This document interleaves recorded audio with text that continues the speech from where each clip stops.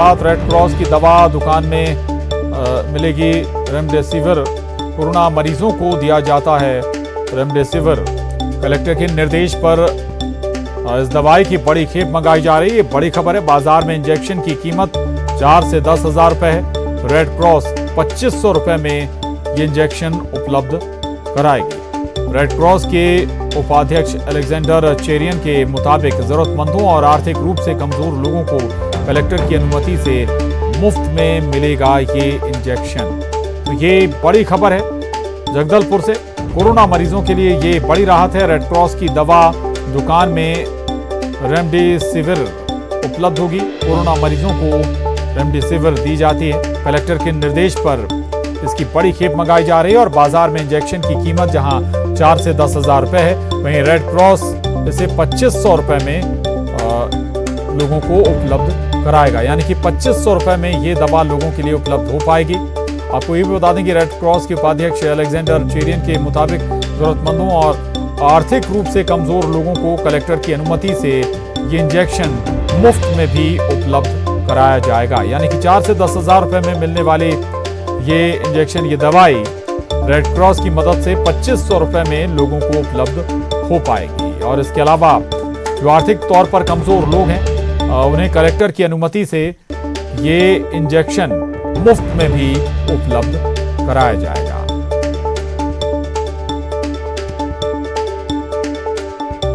Corona मरीजों के लिए ये बड़ी राहत है। दरअसल रेमडेसिविर जो दवाई है, इंजेक्शन है, ये कोरोना संक्रमित लोगों के लिए दी जाती है। सामान्य तौर पर बाजार में इसकी कीमत 4 से 10 हजार रुपए के करीब है। वहीं रेड क्रॉस की मदद से ये 2500 रुपए में लोगों के लिए उपलब्ध होगी। इसके अलावा कलेक्टर की अनुमति से मुफ्त में भी ये इंजेक्शन ऐसे लोगों को उपलब्ध कराया जाएगा जो आर्थिक तौर पर कमजोर हैं। गरीब वर्ग को ये इंजेक्शन मुफ्त में भी उपलब्ध कराया जाएगा जिन्हें जरूरत है कोरोना संक्रमण के दौरान इस इंजेक्शन को लगाने की। तो ये बड़ी खबर है, संक्रमण के इस दौर में बहुत महत्वपूर्ण है। दरअसल आपको बता दें कि रेमडेसिविर कोरोना मरीजों को दी जाती है। कोरोना को कंट्रोल करने में या कोरोना को ठीक करने में रेमडेसिविर काफी फायदेमंद है और इसी लिहाज से अब ये रेड क्रॉस की तरफ से उपलब्ध कराई जाएगी। 2500 रुपए में ये लोगों के लिए दवा उपलब्ध होगी, इंजेक्शन उपलब्ध होगा। और इतना ही नहीं, जो लोग आर्थिक तौर पर कमजोर हैं, इतनी कीमत पर खरीद कर इंजेक्शन नहीं लगा सकते, उन्हें कलेक्टर की अनुमति से, कलेक्टर की सहमति से फ्री में भी उपलब्ध कराई जाएगी।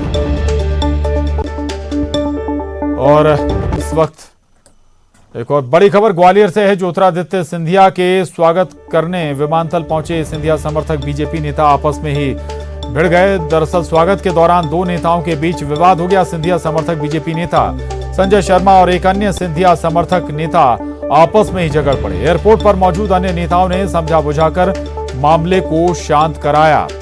दरअसल ज्योतिरादित्य सिंधिया ग्वालियर चंबल दौरे पर हैं। तमाम दौरे करेंगे अलग अलग विधानसभा में। 16 विधानसभाओं पर उनकी चुनावी सभाएं होनी है और उससे पहले वो विमानतल पर पहुंचे थे ग्वालियर में, जहां उनके स्वागत के लिए बड़ी संख्या में बीजेपी कार्यकर्ता पहुंचे हुए थे।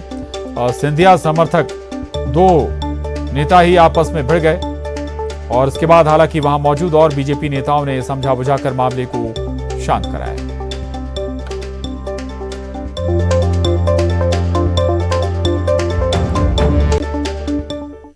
और अगली खबर का रुख कर रहे हैं। राजनीतिक कार्यक्रमों में अब 100 से ज्यादा लोगों के जुटने का बंधन खत्म हो गया। यानी कि अब 100 से ज्यादा लोग भी राजनीतिक कार्यक्रमों में जुट सकते हैं और कोरोना को लेकर जो गाइडलाइन है उसका जरूर हर हाल में पालन करना होगा। भीड़ में मास्क पहनना जरूरी होगा। केंद्रीय गृह मंत्रालय ने ये नई गाइडलाइन जारी की है। तो बाई इलेक्शन के मद्देनजर मध्य प्रदेश में बेहद महत्वपूर्ण है। दरअसल जो राजनीतिक कार्यक्रम है उनमें 100 लोगों तक ही जुटने की जो बंदिश थी वो अब खत्म हो गई। यानी कि सियासी कार्यक्रमों में 100 से ज्यादा लोग भी अब जुट सकेंगे, लेकिन कोरोना गाइडलाइन का पालन जरूर करना होगा।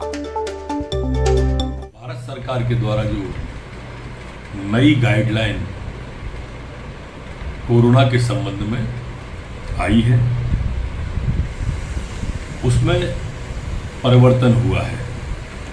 गृह मंत्रालय द्वारा जारी गाइडलाइन में जो चुनावी सभाएं होंगी प्रदेश के अंदर, उन सभाओं में जो 100 व्यक्तियों की सीमा निश्चित की गई थी वो अब समाप्त कर दी गई है। लेकिन जो आवश्यकताएं हैं, जो प्रतिबंध हैं, वो मास्क, सोशल डिस्टेंसिंग, सैनिटाइजर का उपयोग